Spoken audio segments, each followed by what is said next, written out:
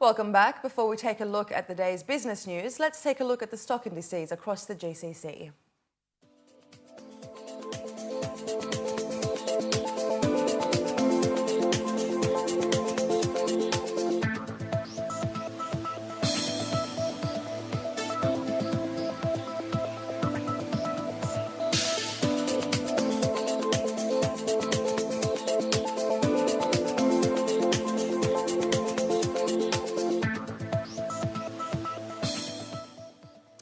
According to the latest report released by Barclays, hosting Expo 2020 could provide a considerable boost to the Dubai's growth and strengthen its macroeconomic outlook.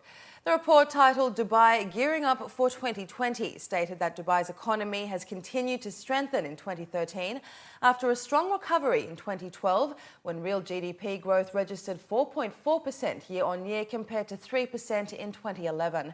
During the first half of the year, trade activity through Dubai ports, airports and free zones accelerated, with trade value expanding by 16%, export growth registering 22%, while re-exports expanded by 13% year-on-year in the same period. Similarly, passenger traffic through Dubai's airport rose 16% in the first 9 months of the year to 49.4 million, up from 42.6 million last year, with Dubai Airports World expecting it to grow to 65.4 million for the whole year. The report also added that Dubai appears to be a relatively strong candidate in the race to host the Expo, and believe that the sectors that contribute the most to Dubai's growth would have the most to gain, benefiting significantly from the ramp-up in the number of tourists expected before and during the Expo and the associated business generated. These sectors include transport, trade and tourism, which comprise close to 50% of Dubai's economy at present. The report concluded that a successful Expo bid would see Dubai's overall growth to average 6.4% over the next 4 years, followed by an acceleration in the years ahead of the Expo towards an average of 10.5% in 2018 to 2021. Dubai Airports recorded its 10th consecutive month with more than 5 million passengers in October, according to a statement released by Dubai Airports. Passenger traffic last month totaled just over 5.5 million, up 15.1% from just over 4.5 million recorded during the same month in 2012. The year-to-date traffic climbed 15.9%. Western Europe recorded the largest increase in total passenger numbers in October, up 159,278 passengers, followed by the GCC, up 132,169, the Indian subcontinent, up 126,150 passengers, and Africa, up 67,884 passengers. The strongest markets in terms of percentage passenger growth were Eastern Europe, up 55.5%, mainly driven by Emirates Airlines operations to destinations in the region, followed by Australasia, up 41.3%, and aircraft movements in October rose at 9.1%. Dubai International also handled just over 200,000 tonnes of cargo in October, an increase of 3% recorded during October the previous year. Social media will be the future of banking and a tool of innovation for improving customer experiences, allowing firms to gain a competitive edge in the years to come. That's according to industry experts who shared insights during a workshop at the Emirates Institute for Banking and Financial Services today. Professionals at the summit stated that with the increased number of social media users around the world, particularly the younger generations, social media is quickly becoming a new strategy for improving conventional banking and preparing for the expectations of future consumers. According to the chairman of the institute, social media has emerged to become a vital tool for communicating with their customers. He further added that financial firms need to make effective use of social media to meet the surge in demand for quick banking solutions.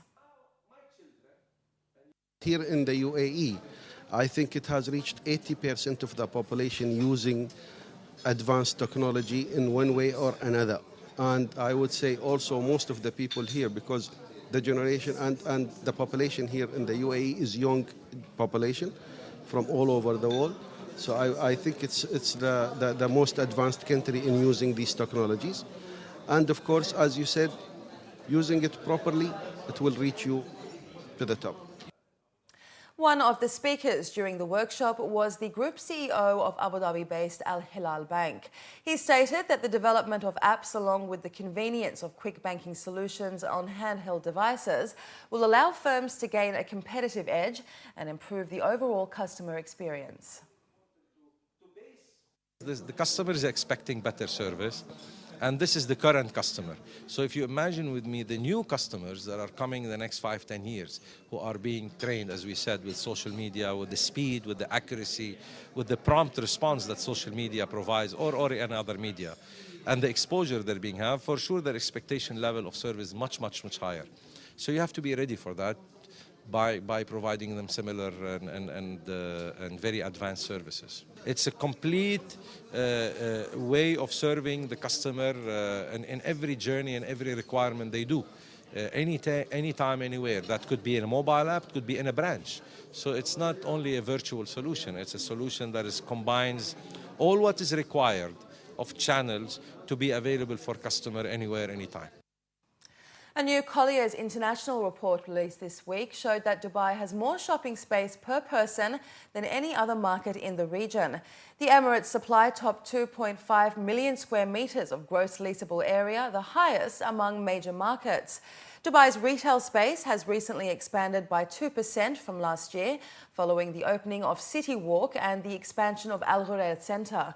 Based on the report, Dubai's close competitor in terms of shopping space is Riyadh in Saudi Arabia, which has an estimated GLA amounting to 1.5 million square metres. Following closely behind is Jeddah with 1.1 million square metres. Abu Dhabi, another major contender in the shopping scene, came fourth on the list with 921,400 square metres. Cairo, which has 861,000 square metres of floor space for rent to retailers, came fifth. Global property advisor CBRE earlier this week ranked Dubai as the second most important destination for retailers in the world, with London occupying the top spot. The report also named Dubai as the fourth hottest retail market in the world.